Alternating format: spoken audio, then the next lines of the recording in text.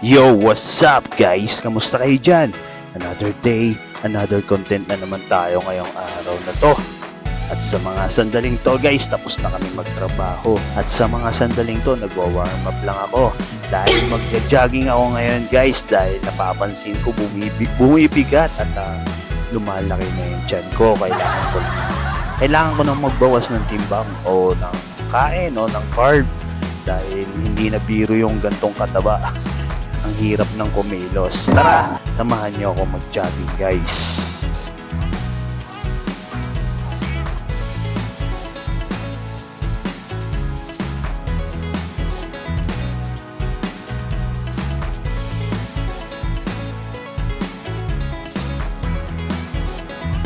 At tapos na ako makapag-warm up, magdadamit na ako.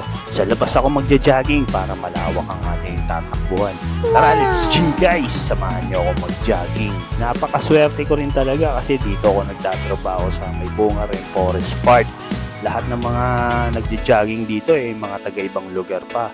Samantalang ako dito ako nagtatrabaho, hindi ako makapag-jogging kasi parang tinatamad din talaga ako mag-jogging. Pero ngayon, kailangan ko na mag-jogging para mabawasan yung taba-taba ng tiyan natin. Hindi ko alam kung magiging successful ba tong ginagawa ko, pero wala namang masamang subukan guys.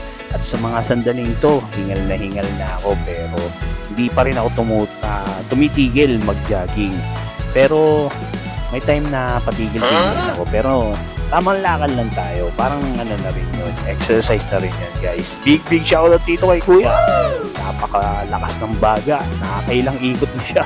Samantalang ako nakakailang ikot pa lang dito sa may bunga rin Forest Park. Napakasarap din pala talaga mag-jogging. Kumbaga, nakakagaan din ang katawan guys. Pagka tumigil kang tumakbo mapapansin mo na buwibigat na yung mga binti ng ano mo at hita mo. Pero nakakagaan sa katawan guys, napakasarap talaga mag-jogging. Try nyo rin mag-jogging dito guys, napakaganda mag-jogging dito sa loob ng may bunga rin Forest Park.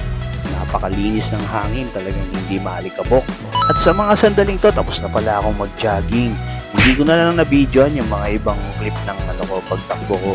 At dito ko na rin pala tatapusin tong video na to. Maraming salamat nga pala sa lahat ng mga followers ko at mga viewers ko. At kung hindi pa kayo nakapollow sa akin, baka pwedeng i-follow nyo na rin ako. Like and share na rin guys, malaking tulong yun sa mga kagaya ko nagsisimula pa lang sa pagiging content creator. Maraming salamat guys, so see you in my next vlog.